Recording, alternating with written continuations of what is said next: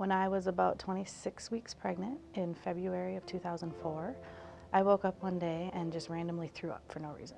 My husband and I jumped in the car and we went to the hospital, and the minute they took my blood pressure was 200/110.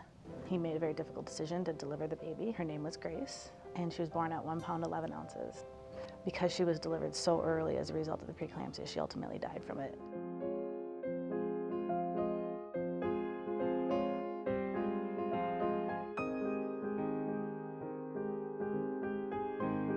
Mortality for preeclampsia is through failure to diagnose. We have still ways to go in understanding preeclampsia as a disease. As researchers, there's things we can do now with what we know. Blood pressure tends to increase later in pregnancy under normal circumstances. We're not sure, is this preeclampsia or is this just a normal course? We really need a good test that will tell us one way or another, does this patient have a disease that we need to deal with? Or can we safely say, no, you're okay, you can go home. You know, that's a big relief.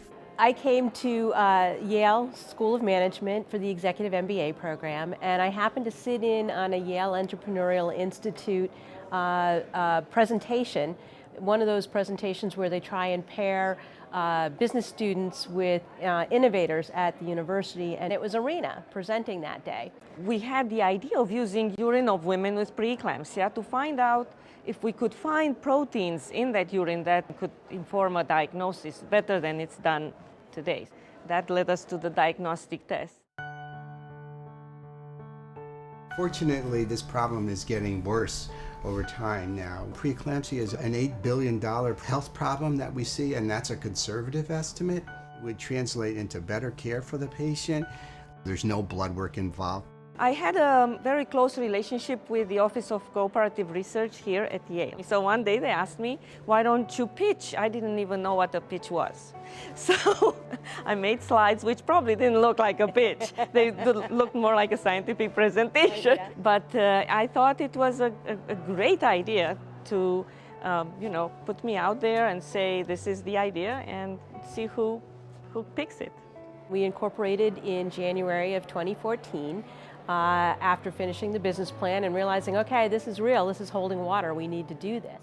GestVision is one of the companies that we're really excited about because we've been able to take resources and connections throughout industry and be able to put them into the company. So one of the things that we have is something called the YEI Innovation Fund. We put in $100,000, and after that, she was able to attract $7 million of additional capital. Cooper Surgical was approached by Wendy Davis, who's the CEO of GestVision, just about a year ago. We felt the most effective relationship was to take our financial resources to be able to provide them for the company as an investor, to allow them to complete that fully functioning product, which would include getting the regulatory approvals, gearing up for manufacturing, and gearing up for commercialization. It is remarkable to think that a handful of us can make this kind of a difference in maternal care across the world.